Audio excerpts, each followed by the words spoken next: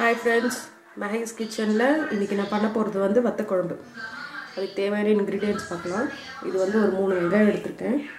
1.5 தக்காளி, பூண்டு இந்த மாதிரி சின்னதா கட் பண்ணி வச்சுக்கோங்க. 2 பச்சை மிளகாய், கறிவேப்பிலை.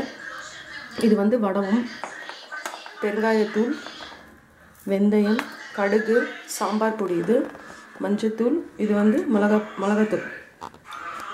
நல்லெண்ணெய், புளி கரைச்சி வச்சிருக்கேன். இது வந்து மணத்தக்காளி காஞ்சது, உப்பு. இப்போ எப்படி பண்ணுறதுன்னு பார்க்கலாம். நல்லெண்ணெயை ஊற்றிக்கலாம். அடுத்ததான் கடுகு போட்டுக்கலாம்.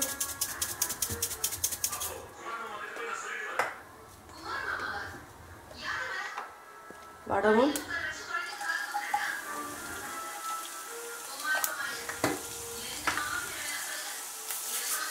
வெந்தயம்,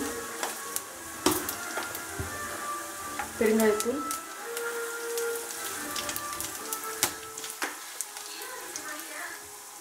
பூண்டு,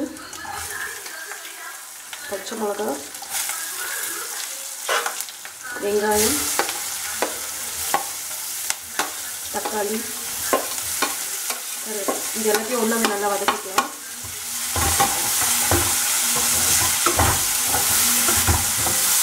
கொஞ்சம் மஞ்சள்தூள்.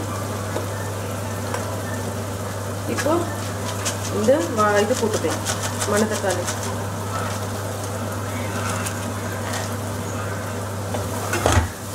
இது ஒரு 1 minute வதங்கட்டும்.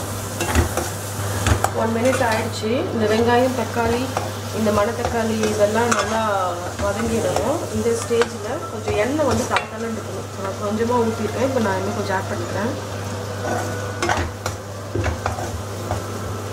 இப்போது மிளகாத்தூள் போட்டுக்கலாம். இந்த மிளகாத்தூள் வந்து வீட்லேயே அரைக்கிறது. ஸோ இதில் வந்து ரொம்ப காரம் இருக்காது.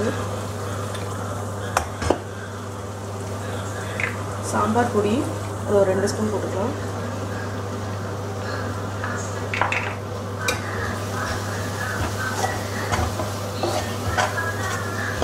அடுத்தது புளி கரைச்சி வச்சுருக்கேன், இது ஊற்றிக்கலாம்.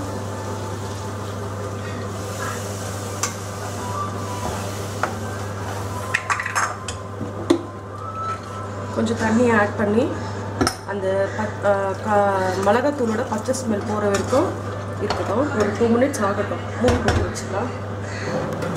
இப்போ நல்லா கொதிச்சிருச்சு. உப்பு போட்டுக்கலாம்.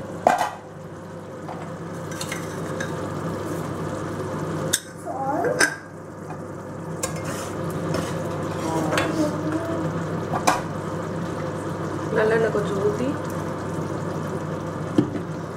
ஸ்டவ் ஆஃப் பண்ணிடலாம். அப்படியே ஒரு 1 minute இருக்கட்டும். இந்த வத்த குழம்பு உங்கள் வீட்டில் ட்ரை பண்ணி பார்த்துட்டு எனக்கு உங்களோட கமெண்ட்ஸ் அனுப்புங்க. தேங்க்யூ.